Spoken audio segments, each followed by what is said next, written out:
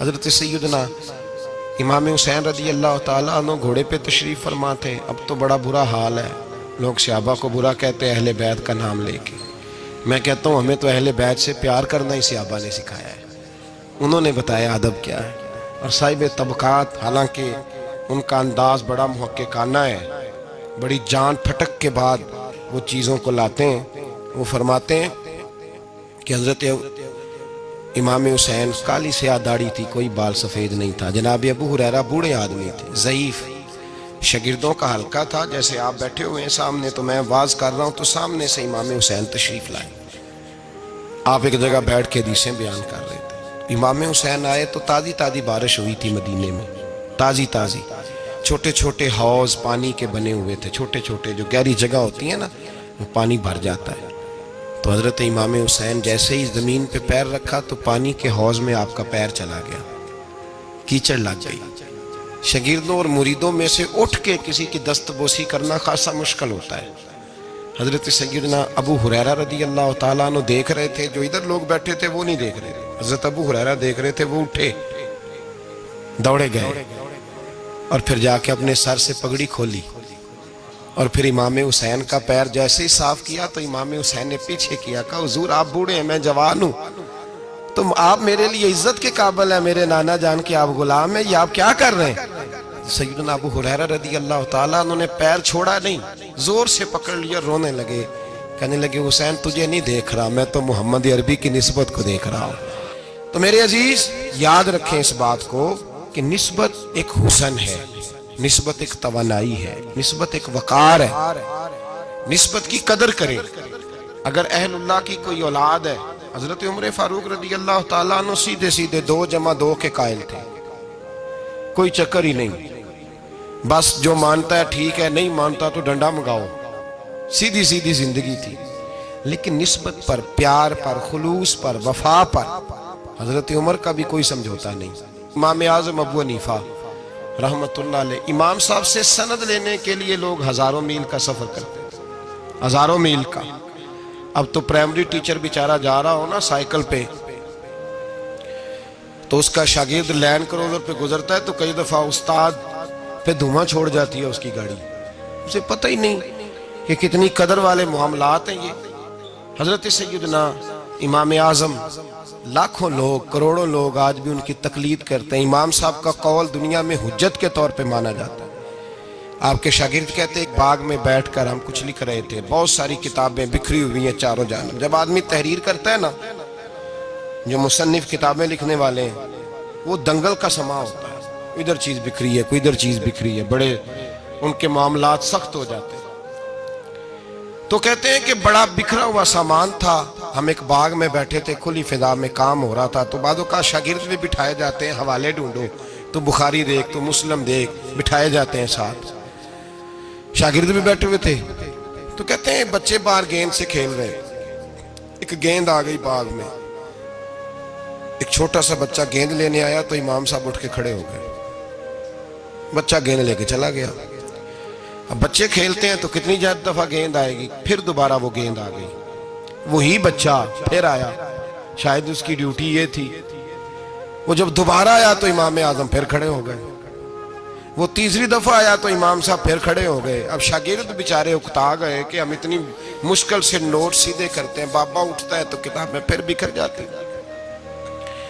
3-4 دفعہ ہوا تو ایک شاگرد کہنے لگے حضور بس بھی کریں گے تو 100 دفعہ آئے گا، تو آپ بوڑھے آدمی ہیں، گھٹنوں میں درد بھی، آپ 100 دفعہ کھڑے ہوں گے. تو امام صاحب فرمانے لگے یہ 1000 دفعہ بھی آیا تو میں 1000 دفعہ کھڑا ہو جاؤں گا. کہا کیوں؟ فرمانے لگے اس لیے کہ یہ میرے استاد کا پوتا ہے، یہ میرے استاد کا، یہ ان کا پوتا ہے، تو میں نے وہاں سے خیر لی ہے، میں ان کی نسلوں کی بھی تابعداری کروں گا. وہ جتنی دفعہ آئیں گے میں اٹھ کے، یہ بے مروت سا زمانہ ہے، بے کیف سا، اس میں خشکی ہی خشکی پائی جاتی ہے. وہ لوگ جو بیٹھے ہیں دروازوں پر، دیکھیں نا نبی پاک صلی اللہ علیہ وسلم نے یہ نہیں فرمایا کہ میری فاطمہ کی بڑی فضیلت ہے، یہ تہجد گزار ہے.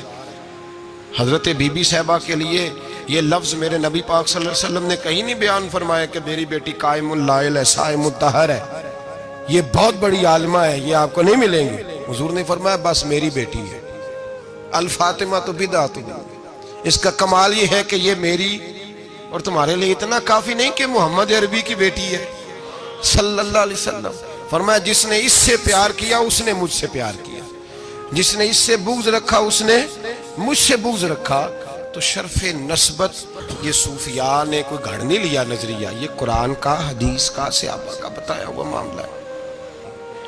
قدر ایک قیمتی چیز کا نام ہے. قدر والا فیض یاب ہوتا ہے، اور جو بے قدر ہوتا ہے نا اس کا فیض سلب ہو جاتا ہے. جس نے سمجھ لیا نا کہ فلاں چیز میری رینج میں ہے، میں جب چاہوں جیسا چاہوں ویسا ہو جائے گا، وہ گیا. اور جس نے کہا نا نہیں میں تو سال کے راہ ہوں، اس کی مہربانی توجہ کر دیتا ہوں، وہ بچ گیا. اللہ قرآن مجید میں فرماتے ہیں کہ تم اپنے رب کا ادراک نہیں کر سکتے، تم اسے قید کر سکتے، سوچوں میں آنکھوں میں وہ قید ہو سکتا. اسے مانتے جاؤ، اس کا قرب تلاش کرتے جاؤ، اس کے رستوں پہ چلتے جاؤ، اسے قابو کرنے کی کوشش نہ کرنا. یہ جو قابو والا معاملہ ہے نا یہ ٹھیک نہیں.